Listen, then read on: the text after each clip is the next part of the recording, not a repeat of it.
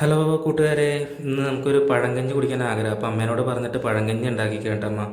അപ്പോൾ കൊച്ചുള്ളി എടുത്ത് ചതച്ച് കല്ലിലിട്ട് അടിച്ച് ഇനിയിപ്പോൾ കള്ളി ചൊറുക്കയിലിട്ട കാന്താരി മുളക് അത് അധികം ചേർക്കുന്നുണ്ട്. എനിക്ക് ഭയങ്കര ഇഷ്ടമാണ് എരിവ് എന്ന് വെച്ചാൽ പഴങ്കഞ്ഞിയാണെങ്കിൽ ഇച്ചിരി എരിവ് വേണം.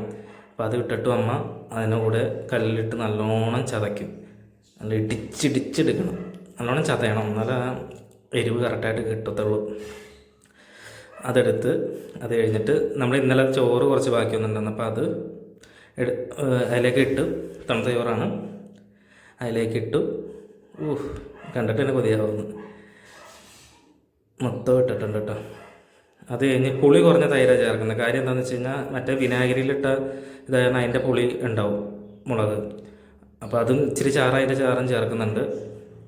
എന്നിട്ട് ഉപ്പ് ഇട്ടിട്ട് സ്പൂണിൽ ഇളക്കരുത്, കൈക്ക് ഞവടി എടുക്കണം. ഇങ്ങനെ പീച്ച് എടുക്കുമെന്ന് പറയില്ലേ, പലയിടത്തും പലതാണ് പറയണത്. എന്നാലാണ് ആ ചോറൊക്കെ ഉടഞ്ഞ് ആ കറക്റ്റ് എരിവ് ഇതൊക്കെ നമുക്ക് കറക്റ്റായിട്ട് കിട്ടുള്ളൂ.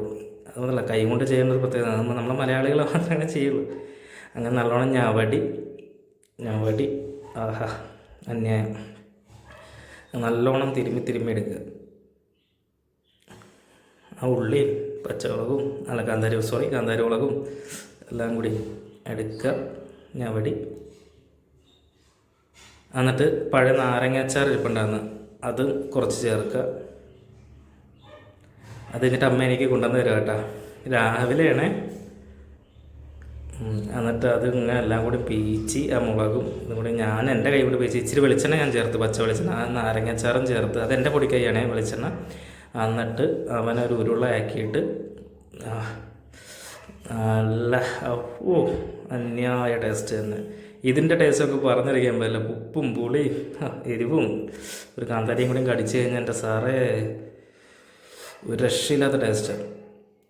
സൂപ്പർ അമ്മയുടെ കൈപ്പുണ്യം.